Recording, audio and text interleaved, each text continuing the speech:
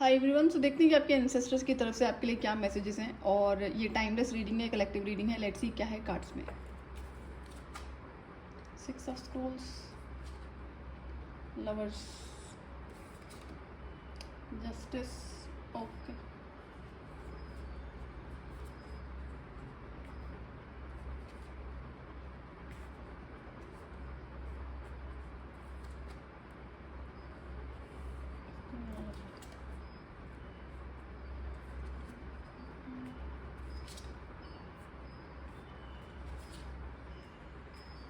कुछ कार्ड्स में हाइड कर रही हूँ जो शो करने अलाउड नहीं है।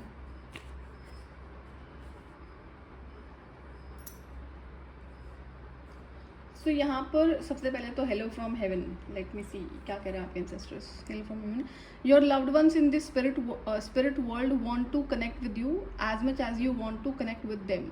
That is the truth. They know you have been thinking of them, and they are sending you signs and symbols to show you how much they love you, to prove they are with you at this time. Okay, so क्या आप अपने ancestors को miss कर रहे हैं? आप सोचते हैं उनके बारे में, या दुखी भी हो जाते होंगे कभी भी सोचते हुए? तो क्या ऐसा है?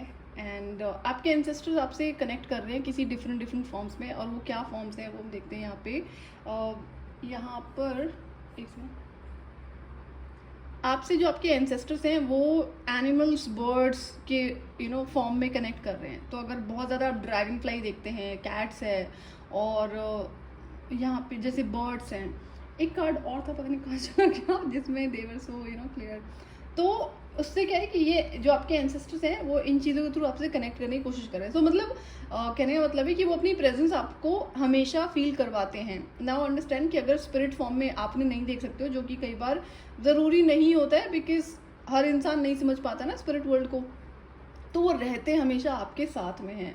तो उनकी जो प्रेजेंस है, अगर आप ये सोच रहे हैं, आप उन्हें मिस कर रहे हैं कि काश वो यहाँ पर होते, या फिर आप उन्हें देख पाते, सुन पाते या बात कर पाते, तो आपको आपके एंसेस्टर्स बता रहे हैं कि ये जो बर्ड्स हैं, एनिमल्स हैं, इनके थ्रू वो आपसे कनेक्ट करने की कोशिश कर रहे हैं। आप हमेशा आपके साथ होते हैं।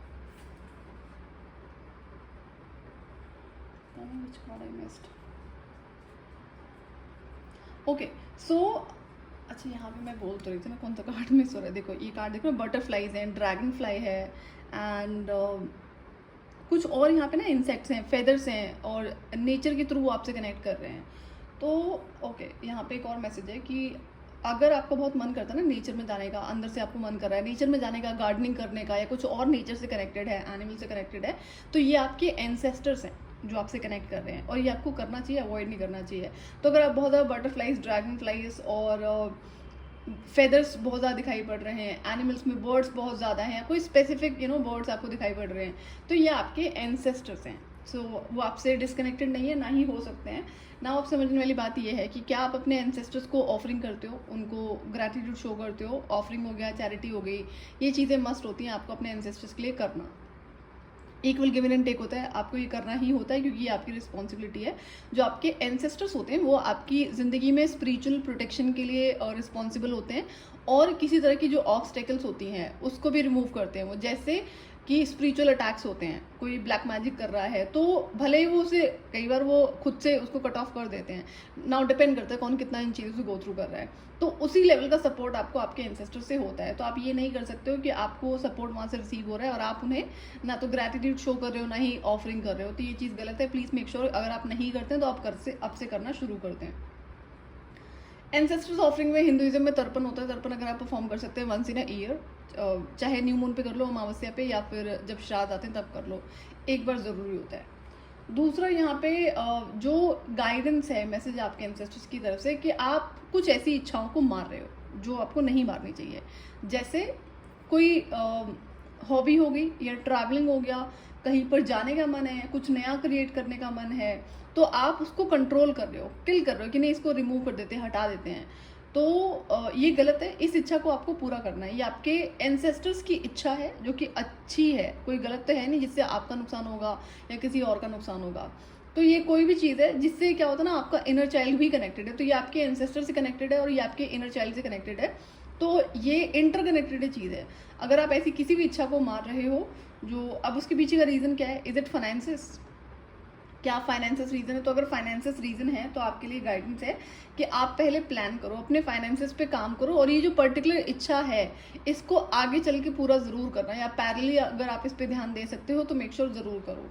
तो इससे क्या होगा, आपकी विद इन जो पावर्स होती है, इनर चाइल्ड हील्ड होगा। जब इनर चाइल्ड हील्ड होता है, एक्टिव होता है, तो आपकी इंट्यूशन पावर आपको बहुत हेल्प करती है। सेकल चक्र से कनेक्टेड होती है। सेकल चक्र आपको ब्लॉक नहीं करना है, हील करना है, नर्चर करना है। और सबसे अच्छा आसान तरीका होता है सेकल चक्र को हील करने का, एक्टिव करने का, कि जो आपकी इच्छाएं हैं, जो हॉबीज़ हैं, क्रिएटिविटी है, उसको उस पर काम करो, उसको रोको नहीं।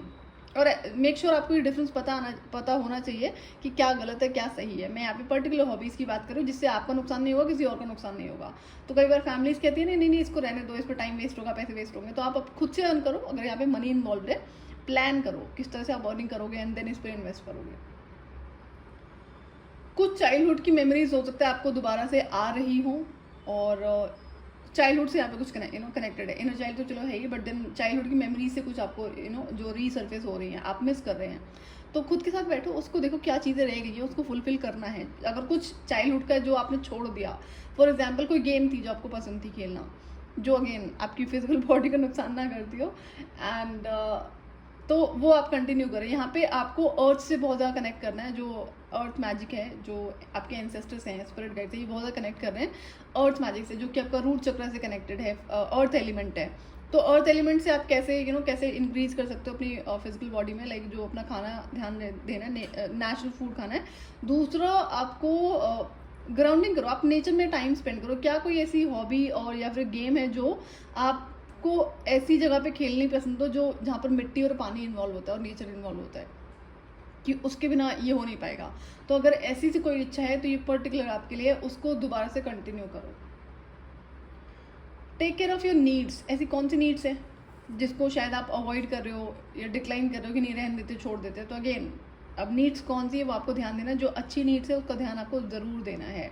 सेक्रल चक्र अभी आपका ब्लॉक नहीं है, लेकिन अगर इसको बहुत ज़्यादा लंबे टाइम तक आप इग्नोर करोगे ना, जो इच्छाएं हैं आपकी अच्छी वाली, जो इनर चाइल्ड से कनेक्टेड है, तब वो ब्लॉक हो जाएगा। तो क्या होगा, जो नेचुरल हैप्पीनेस होती है इंसान की ज़िंदगी में, वो ख़त्म हो जाती है। और यहाँ पे हो सकता है कि अभी आप 32 हो, 30s में हो, 40s में हो, जो आपकी एज यहाँ पर नज़र आ रही है। तो इनर चाइल्ड बहुत हेविली आपसे कनेक्ट करने की कोशिश कर रहा है। दूसरा आपके लिए गाइडेंस है कि जो मतलब आपके लिए नहीं है, आपको पता होती है कौन सी चीज़ें आपके लिए हैं या नहीं है। जो गलत चीज़ें हैं, जो जिससे आपको आपकी बाउंड्रीज लूज करनी पड़ती हैं, ऐसा कोई काम नहीं करना है। Don't lose your boundaries and don't settle for anything less, जो भी आप डिजर्व करते हैं। एंड अगर यहाँ पर लव रिलेशनशिप की बात है तो कॉम्प्रोमाइज़ नहीं करना है, एडजस्टमेंट नहीं करना है जहाँ पर आप गलत नहीं है और सामने वाला आपको पता है कि गलत है। तो कई बार ऐसा भी होता है, जैसे कोई फॉर एग्जांपल कि कोई लव रिलेशनशिप है एंड सामने वाला जो है मटेरियलिस्टिक है, आप नहीं है। हो सकता है आपके पास में वेल्थ हो, बट सामने वाला आपके साथ में रिलेशनशिप में है ही इसलिए क्योंकि उससे आपसे बेनिफिट्स मिलते हैं, मटेरियल बेनिफिट्स मिलते हैं। दूसरा यहाँ पे जो मैसेज आ रहा है, अगर आप किसी से फिजिकल इंटीमेसी में है without having marriage, don't do that, ये गलत है। तो ये आपका सेकल चक्र ब्लॉक करेगा और बहुत सारे इश्यूज हो जाएंगे। तो ये पर्टिकुलर गाइडेंस है, जैसे अब बहुत कॉमन हो गई ना गलत चीज़ें ये। तो फर्स्ट ऑफ ऑल, अगर आप लव रिलेशनशिप में हैं, don't get physical, this is particular guidance. ये गलतियाँ आपके एंसेस्टर्स ने करी हैं किसी न किसी ने, तो गाइडेंस है कि रिपीट नहीं करना है। Physical intimacy is only meant to happen after marriage. क्यों? क्योंकि स्पिरिचुअली बहुत सारी चीज़ें कनेक्टेड होती हैं। कहने को लोग बहुत ज्ञान देना शुरू कर देते हैं कि प्यार में ये हो सकता है, वो हो सकता है, लेकिन क्या होता है कि स्पिरिचुअली बहुत सारी चीज़ें इंटरकनेक्टेड होती हैं। तो कल को आज जो आपको लग रहा है थोड़े टाइम के लिए ठीक है, अच्छा है, बट आपको बड़े टाइम पे नुकसान कर जाएंगी ये चीज़ें। और यहाँ पे कुछ अगर आपके लव रिलेशनशिप में आपको दिख रहा है, डाउट है, तो अभी से स्टेप बैक कर लो, होल्ड बैक करो, बाउंड्रीज मत लूज करो एंड टेक योर एक्शन जहाँ पर नीडेड है। एंड आपको कहा जा रहा है कि आप और ट्रस्ट करो डिवाइन फोर्सेस में, अपने एंसेस्टर्स में। अगर आप अभी तक मिस कर रहे थे, डाउट कर रहे थे, तो आपको आपके एंसेस्टर्स गाइड कर रहे हैं and listen to their guidance. तो जब भी आप नेचर में होते हो और जब एनिमल्स बर्ड्स आपके आसपास हैं, लिसन टू योरसेल्फ। देखो क्या कहती है आपकी अंतरात्मा, आपको क्या मैसेजेस आपके माइंड में आ रहे हैं। कुछ है जो आपको बताने की कोशिश कर रहे हैं आपके एंसेस्टर्स। दूसरा, आपको अपनी फाइनेंशियल एरिया पे काम करना है। ऐसा कोई बहुत ज़्यादा ब्लॉकेजेस नहीं है आपकी लाइफ में, आप इजीली इसको क्लियर कर सकते हैं, but then have patience. Plan करो एंड देन स्ट्रैटेजाइज करके उस पर आपको काम करना है।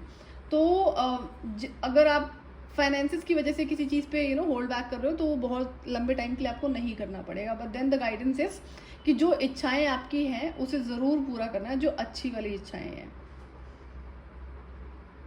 सेल्फ लव यहाँ पर है, लेकिन इनर चाइल्ड से बहुत हद तक कनेक्टेड है। इनर चाइल्ड का ध्यान रखोगे तो बहुत एक्स्ट्रा आपको सेल्फ लव पे कुछ चीज़ें करने की ज़रूरत पड़ेंगी नहीं।